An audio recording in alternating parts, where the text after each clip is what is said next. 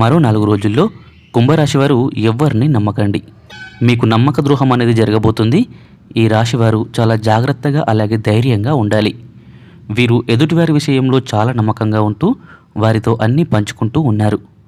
వారు ఏదో ఒక సమయంలో మోసం చేస్తారు అన్న విషయం మీకు తెలియడం లేదు. ఇక ఆ సమయం రానే వచ్చింది. మరో 4 రోజుల్లో ఇలా జరగబోతుంది.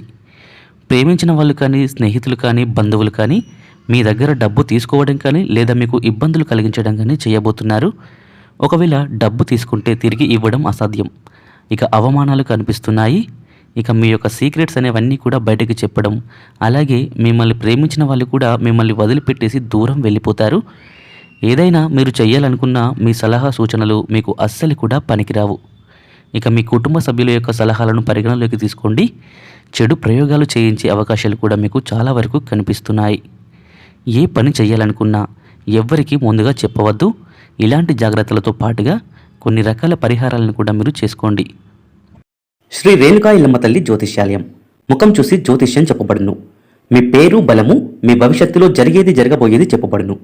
కుటుంబ సమస్యలకు, చదువు ఉద్యోగ సమస్యలకు, మనశ్శాంతి లేకపోవడం, అనారోగ్య సమస్యలు, అనుమానం, చెడు పూజలకు కూడా పరిష్కారం చూపబడును. ఎటువంటి వ్యాధులకైనా మూలికా వైద్యం చేయబడును. ఇంకా ఎటువంటి సమస్యలకైనా గురూజీ లక్ష్మణ్ రాజు గారిని సంప్రదించండి. 100% పరిష్కారం లభిస్తుంది.